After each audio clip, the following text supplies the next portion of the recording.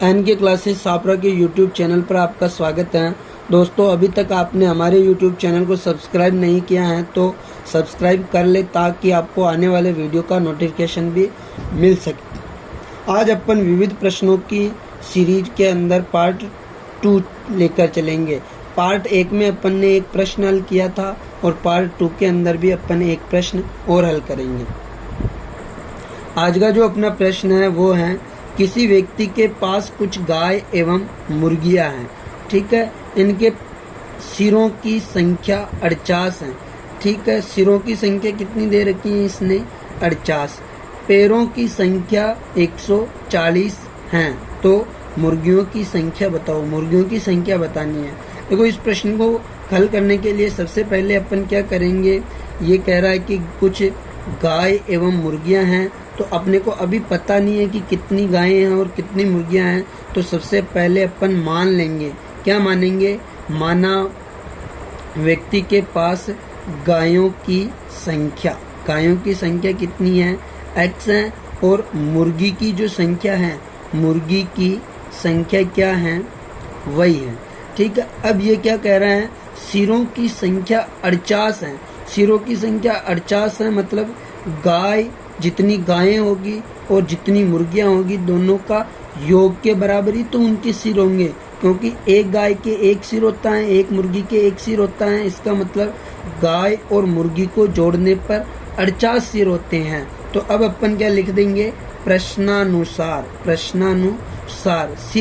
सिरों की संख्या कितनी है? 48। तो x प्लस वाई बराबर कितना आ गया? 48। इसे दे दो समीकरण 1। ठीक है, आगे क्या कह रहा है ये? पैरों की संख्या 140 है। जो कुल पैर हैं वो कितने हैं? 140। देखो, गाय कितनी है? x हैं। एक गाय के 4 पैर होते हैं, मतलब 4x गायों के पैर हो गए, प्लस वही किसकी संख्या है? मुर्गियों की संख्या। मुर्गी के 2 पैर होते हैं, मतलब कुल जो पैर होंगे वो कितने होंगे? 2 वही बराबर। देखो, ये गायों के पैर हैं और ये मुर्गियों के पैर हैं, और दोनों को जोड़ के पैरों की संख्या इसने कितनी दी है? 140। तो ये किसके बराबर हो जाएगा? 140 के बराबर। ठीक है, पूरी समीकरण में 2 का भाग जा रहा है तो 2 का भाग दे दो। 2 का भाग देने पर यहाँ पर 2x बचेगा, प्लस यहाँ पर 2 का भाग देने पर केवल वही बचेगा, बराबर यहाँ पर 2 का भाग देने पर 70 बचेगा, और ये हो गया अपना समीकरण 2।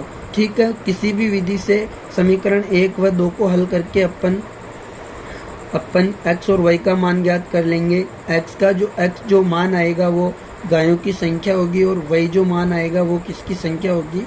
मुर्गियों की संख्या। ठीक है, सबसे पहले देखो, समीकरण 2 में से समीकरण 1 घटाने पर, समीकरण 2 में से समीकरण 1 घटाने पर, ठीक है, घटाने पर तो क्या लिखेंगे अपन? 2x प्लस वाई बराबर 70, और घटाने पर तो जो जिस समीकरण को घटा रहे हैं उसको नीचे लिख दो, बराबर x प्लस वाई बराबर 48। देखो, घटा रहे हैं तो क्या होगा? चिन्ह परिवर्तन होगा। 2x में से x गया तो x, और y में से y गया तो कट गया दोनों, है ना, एक प्लस का एक माइनस का। ध्यान रखना, जब भी घटाते हैं तो नीचे जो समीकरण होती है उसके चिन्ह परिवर्तन होते हैं। और 70 में से 48 गए तो कितने बचे? देखो, एक उदाहरण लिया, 10 में से 8 गए तो 2, और 6 में से 4 गए तो कितने बचे? 2। ठीक है, x का मान कितना आ गया? 22। इसका मतलब ये किसकी संख्या आई? गायों की संख्या आई। लेकिन प्रश्न में क्या पूछा अपने को? मुर्गियों की संख्या। ठीक है, मुर्गियों की संख्या अपन ने क्या मानी? वही। तो अब क्या करो, ये x का मान किसी भी समीकरण में रख दो। अपन समीकरण 1 में रख देते हैं। x का मान समीकरण 1 में रखने पर, ठीक है, समीकरण 1 में रख दो ये वाला मान। तो x का मान 22 x की जगह पर 22 प्लस y बराबर कितना है? 48 है। 48 है तो बराबर 48। अब देखो, ये 22 उधर जाएगा तो किसका हो जाएगा? माइनस का। तो y बराबर 48 माइनस 22, y बराबर कितना आ जाएगा? 8 में से 2 गए तो 6, और 4 में से 2 गए तो 2। मुर्गियों की संख्या पूछी और मुर्गियों को अपन ने y माना, तो मुर्गियों की संख्या कितनी हो जाएगी? 26 क्या हो जाएगा इस प्रश्न का राइट आंसर? ये था अपना विविध प्रश्नों की श्रृंखला में दूसरा प्रश्न। ठीक है दोस्तों, मैं ऐसा ही एक और प्रश्न और लेके आऊँगा जो कि इम्पोर्टेंट है और एग्ज़ाम में पूछा जाता है। ये प्रश्न पटवार, एसएससी जीडी और कांस्टेबल, बीएसटीसी, पीटीटी सबके लिए इम्पोर्टेंट है। धन्यवाद।